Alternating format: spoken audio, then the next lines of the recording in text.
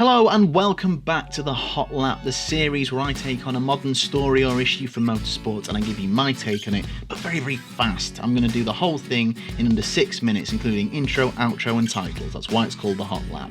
Although admittedly in the first episode, I was not under 6 minutes, so it's not waste time. But remember, as always, this is just my opinion. Other opinions are available, I can be wrong. And of course, if you want to give me your opinion, whether you agree, whether you disagree, I'd love to hear about it in the comments. But of course, just be respectful. We can disagree without, being nasty. We all here because we like racing. Cool, right, wasted enough time. Let's get started. My name's Ash, this is The Outside Line.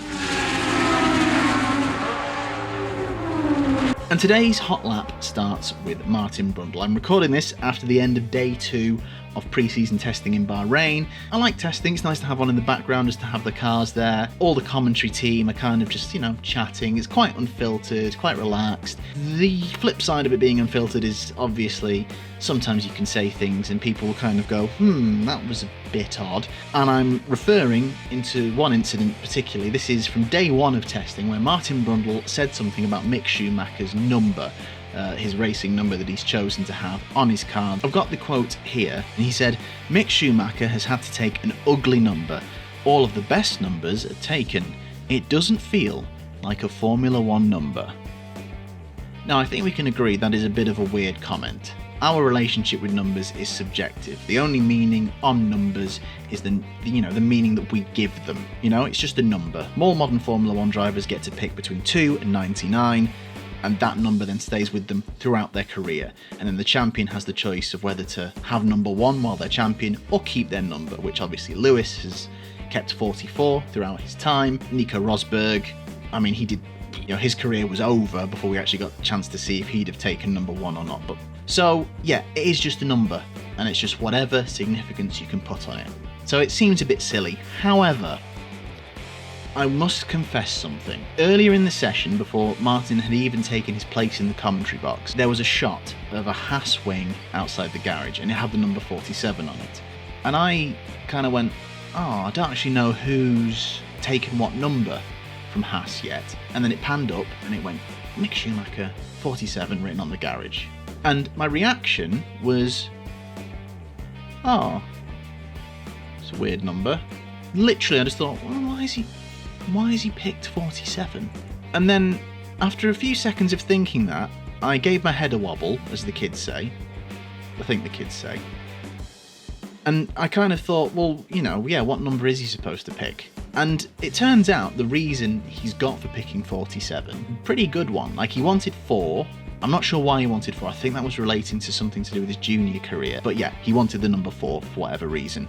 He also wanted the number 7, which should be pretty obvious. Number 7, the 7 titles that his father Michael won. Both were taken, so he ended up smashing them together, and you've got 47. And then also, lots of people jumped on that and said, it's almost like 4-7, like you're driving 4-7 for Michael Schumacher. So a nice sentiment to it. And then he also discovered that if you added up all the birthdays in his family, that equals 47 as well. Pretty good reason. To be fair, even if it was an old karting number, it doesn't matter really. It's an identifier and a means to an end. And the only reason I think any significance is being placed on it is because of who he is, because of whose son he is. And obviously there is a lot of weight with him. It's not just Mick Schumacher's picked the number 47, it's Mick Schumacher, son of Michael Schumacher, 7-time world champion, has picked the number, and it's kind of silly, over-importance about nothing. I think Martin kind of realised this shortly afterwards, because he said that about the number 47, and then also said in commentary, well actually, what's significant about the number 44? Exactly. There was nothing significant to do with F1 about the number 44 until Lewis Hamilton picked it and dominated in it. He's taken that number and made it a Formula 1 number. So really, Mick Schumacher could easily take 47, an ugly number, and he'd go and do the same. Brundle also said he kind of felt bad that he said that when he found out the meaning behind it, because, it is a really good kind of meaning that he's got. So yeah, I think Brundle rode back on it a little bit. And I sympathise because I had a very similar thought at first. The difference was I thought about it for a few seconds and then kind of went, don't be silly. Whereas Martin thought about it, said it on an international broadcasting platform, and then kind of, yeah. Would I have said it out loud if I was broadcasting in that moment and seen the wing? I don't know. The only reason F1 numbers are F1 numbers is, for example, the way the numbers used to be done, they had lots of different systems. In fact, Chainbear did a really good video explaining all the different systems they had for picking, drivers' numbers. There was a period of time where lots of teams would have the same numbers regardless. So 27 and 28 became very much associated with Ferrari, 5 and 6 with Williams, especially the red number 5 when it was Nigel Mansell in the seat. Those things are all just things that have happened because of F1 making up these rules, because they probably only went up to about 30 because there were only so many cars on the grid. Just because we're now seeing numbers that are higher than that, that's probably why he thought they're a bit un-F1. But yeah, long story short, Mick Schumacher's picked 47. It's a really cool reason for it. Even if he didn't have a cool reason for it, doesn't really matter. It is just a means to an end. Martin Brundle said a silly thing. I think he realised shortly afterwards. I am going to leave it there. That's another hot lap.